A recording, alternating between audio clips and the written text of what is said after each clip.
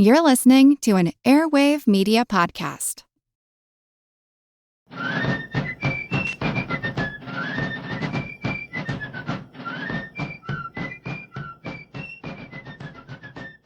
Hello, and thank you for joining this special edition of the American Revolution. I'm trying something a little different this week. In a few minutes, you will be listening to an episode from the History Daily podcast with Lindsey Graham. No, not that Lindsey Graham.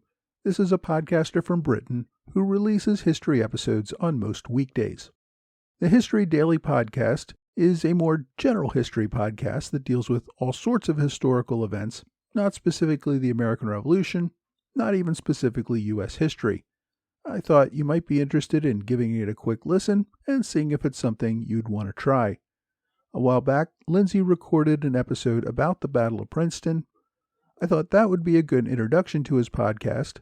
It gives you another opportunity to hear someone else's take on this important event. I'm trying to see if people would be interested in being introduced to other good history podcasts, and this is my first attempt to do that.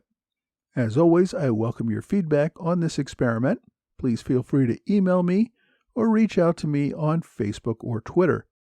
Next week, we will be returning to our regular programming at the Battle of Ramsar's Mill. In the meantime, please enjoy the History Daily's take on the Battle of Princeton.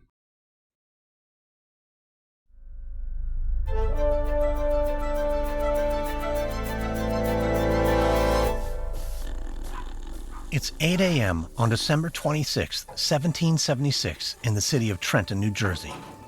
Inside the bedroom of a small house on King Street, a group of German soldiers, known as Hessians, wake up with stinging hangovers from the previous day's drinking.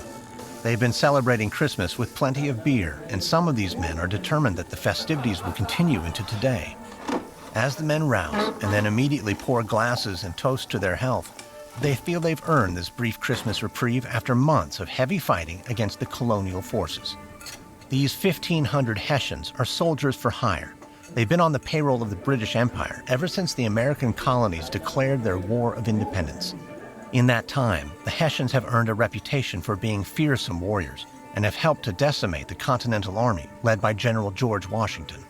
At the Battle of Long Island and Manhattan, the Hessians slaughtered colonial troops by the hundreds. They don't consider the dwindling American army to be much of a threat, nor do they expect to have to defend themselves this morning. But outside in the street comes a shout of alarm. Der Fiend, der Fiend. The enemy, the enemy. Shooting starts, and the Hessians scramble out of bed and grab their bayonets. Some of them take the time to put on their bright blue uniforms, while others simply dash out of the house in their underwear. All along the main road, Hessians emerge from various homes in astonishment to find colonial soldiers on horseback streaming into the snow-covered streets of Trenton from two sides. Backed by the sound of thunderous cannons, the colonial soldiers are heavily armed, and they appear to outnumber the Hessians 2-1. Until today, the Hessians were convinced that they were on the winning side of a bitter conflict between the British colonists and the American patriots. But starting at Trenton, and culminating in just over a week's time, George Washington will lead a series of victories that will prove the American Revolution is far from over. On January 3, 1777, at the Battle of Princeton, Washington and his army will perform an extraordinary military feat that will turn the tide of the war and alter the course of history.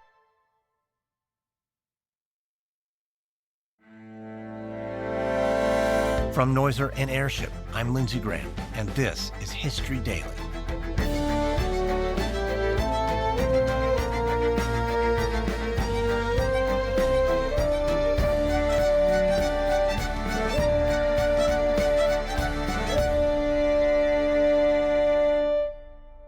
History is made every day. On this podcast, every day, we tell the true stories of the people and events that shaped our world. Today is January 3rd, 1777, the Battle of Princeton. It's December 26, 1776, in the city of Trenton, New Jersey, just over a week before the Battle of Princeton. General George Washington, the commander-in-chief of the Continental Army of the 13 colonies, observes the Battle of Trenton from the high ground at the north of the city. From here, he can direct his army of 2,400 men and witness the action from a good vantage point. He has a decent view of the two main streets at the center of Trenton, although they are now clouded with musket smoke. But the Hessians are easy to spot in their brightly colored uniforms. Among them, Washington recognizes the uniform of Colonel Johann Rall, the commander of the Hessian Brigade. Rall rides a horse through Trenton, trying to regain control of the city, but it's a lost cause. Washington's plan for this surprise attack was simple but effective. He divided his men into two flanking columns that would attack the city simultaneously under the cover of darkness, backed by cannon fire. The outnumbered Hessians are already buckling under the onslaught, and Washington feels proud that his plan is working and that his army is performing, especially considering what a poor state they were in just days before. Ever since the Continental Army's defeat in New York at the Battle of Long Island, an alarming number of his soldiers have deserted. Washington needs a big victory to boost morale and recruitment. He knows that if he cannot secure some key victories for the Continental Army very soon, morale will plummet even more, and this glorious revolution that he and so many others have devoted their lives to will be doomed to failure. To that end, his army has just performed a daring feat that will go down as one of the most significant moments in American history. Late yesterday evening, under the cover of darkness, Washington and his army managed to row themselves and their heavy artillery over the freezing Delaware River in order to carry out this surprise attack on Trenton.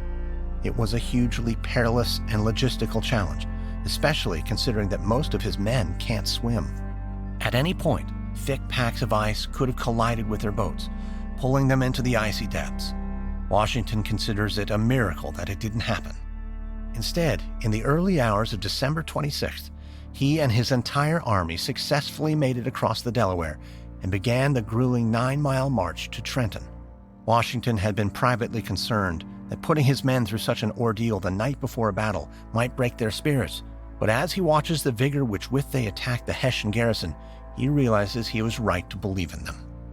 Washington watches as Colonel Rall unsuccessfully attempts to rally his troops and establish a defensive perimeter.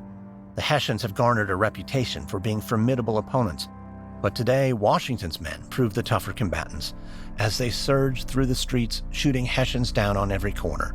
Washington feels little pity, considering what they did to his troops on Long Island.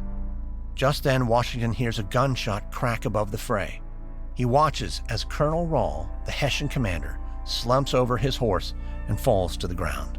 With their commander dead, it doesn't take long for the remaining Hessians to throw down their weapons and surrender. Washington exhales in relief. With the battle over, Washington and his generals assessed their victory. It soon established that 22 Hessian soldiers were killed, including Colonel Rall. 92 were wounded. 900 have been taken prisoner. The rest have fled the city. By contrast, Washington is informed that his army has only suffered 2 deaths this morning, with only a handful of casualties. But Washington is not ready to celebrate just yet. However morale-boosting this victory at Trenton might be, Washington knows it's just the beginning of his campaign. The more pivotal battle will take place just north of here on January 3rd, 1777, in Princeton. There, General George Washington will lead his newly emboldened troops into a battle that will turn the tide of the war.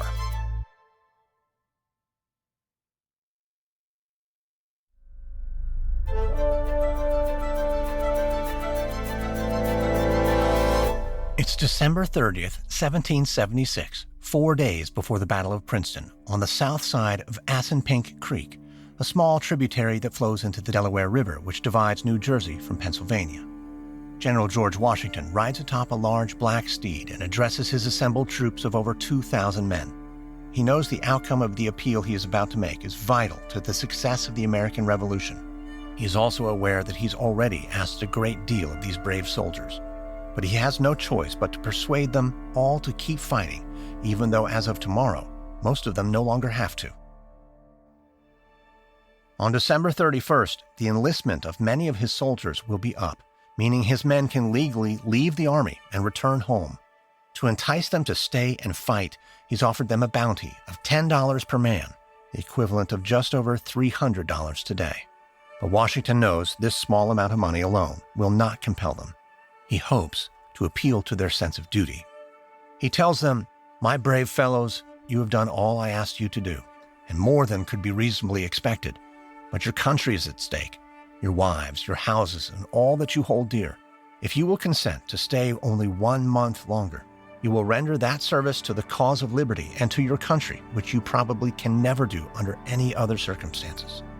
Upon completing his speech, Washington waits to see if anyone will step forward to show their allegiance. For some long seconds, it appears nobody will. Then one soldier volunteers, then another. Before long, all of the assembled troops have stepped forward to declare their loyalty to Washington and to the Revolution. Washington nods in appreciation, knowing that with strong-hearted men like these, anything is possible, even defeating the British. It's January 2nd, 1777, on the north side of Assunpink Creek in Trenton, New Jersey. Lieutenant General Charles Cornwallis, commander of the British infantry, is frustrated. He marched here with thousands of red-coated soldiers to take back Trenton from the Americans. Cornwallis expected to easily overwhelm Washington's forces, which are only roughly half the size of his. But the Continental Army has not been so easy to defeat. As Cornwallis marched towards Trenton, Washington's troops employed delay tactics, repeatedly attacking Cornwallis and then retreating in an effort to buy time. Washington used that time to build a defensive line on the south side of Assunpink Creek. Washington and his men have formed ranks safely behind it. And now Cornwallis and his troops stand on the north side of the creek. In order to attack, Cornwallis's men must first make it across a small wooden bridge. 3 times now, Cornwallis has ordered his men to cross that bridge, but each time his soldiers were repelled by American cannons. The bridge is now red with British blood, and night is falling. Cornwallis is irritated, but confident that Washington is pinned down with nowhere to run. So Cornwallis orders his men to make camp for the night, telling them, "We've got the old fox now. We'll go over and bag him in the morning." Throughout the night, the British try their best to keep a watchful eye on the Continental Army. They can't see the enemy over the high trees, but they do see the flames of their fires flickering through the branches. And they hear the clang of their tools as the Americans prepare to set up permanent camp. At dawn the next day, Cornwallis orders his men to charge the bridge for a 4th time. He's delighted when they meet little resistance, but when Cornwallis gets to the other side, he is astonished to discover that the fox has slipped away. Instead of encountering Washington's full force, the British find the camp deserted. Soon Cornwallis learns the truth. General Washington knew he was outmanned, so he ordered a small number of his men to clang tools and burn fires high throughout the night to trick the British into believing they were making camp. At the same time, he marched the bulk of his army northeast to Princeton to launch another surprise attack. It's January 3rd, 1777, at dawn. On the road to Princeton, General Washington has stopped his advance to consult with one of his top advisors. Washington wants to take Princeton, Cornwallis's primary route of communications with British-occupied New York. Washington received intelligence reports that the west side of Princeton is heavily defended, but the east side is open. Washington hoped to reach Princeton before daybreak and attack the city from the east, but traveling at night took longer than expected. Now, as he confers with his fellow officers, Washington is frustrated because the sun is up and he's still 2 miles away. Without the cover of darkness on his side, Washington is forced to alter his plan. He orders most of his troops to continue on to Princeton, where he hopes to surprise the 1,200 British troops who are garrisoned there. But he also orders one of his officers, Brigadier General Hugh Mercer, to take a small detachment of 300 men west to destroy a bridge to slow Cornwallis's ability to pursue them. But with these orders, Washington has just sent General Mercer and his detachment right into the sights of the enemy.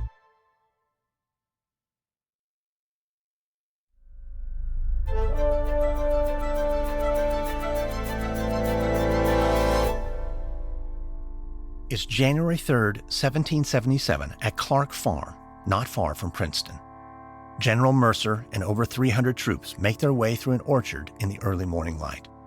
Mercer and his detachment are on their way to destroy a nearby bridge, and they are in grave danger. 2,000 British troops have spotted them and are poised to attack. Last night, Lord Cornwallis ordered these soldiers to leave Princeton and march south to Trenton to help Cornwallis attack General Washington. On their way, these British soldiers spotted Mercer and his detachment on the march. Now, the British officer in charge orders an attack. The stillness of the morning is interrupted by a cacophony of gunfire. Eventually, the Redcoats charge with their bayonets in the air. But when they see General Mercer at the center of the ferocious fight, they are certain he must be George Washington. The British soldiers surround, taunt, and stab Mercer repeatedly until he falls to the ground mortally wounded. The British roar in triumph, but they have not killed the man they think they have.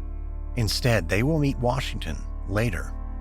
When he receives news of Mercer's death, Washington is devastated. He sends a militia to aid what remains of Mercer's detachment. But seeing the state of Mercer's men, the militia begins to flee. Eventually, Washington rides into the fray himself with reinforcements and rallies the fleeing militia, leading a counterattack against the British troops that places him directly in the field of fire. One of Washington's officers pulls his hat over his eyes to avoid seeing his commander killed in the crossfire. The two armies fire incessantly, and soon the field is completely obscured in a cloud of smoke. When it clears, Washington is unscathed. He waves his men forward. The overwhelmed British are forced to break ranks and retreat from the city. Galloping after them, Washington cries out, "It's a fine fox chase, my boys." Soon after this, Washington drives what's left of the British garrison out of Princeton. Washington achieves a well-publicized victory, one that renews confidence in America's ability to break free of British rule. And as a result, over the coming months, many new recruits will join the Patriot cause. Just 2 weeks earlier, the Continental Army had been on the verge of defeat.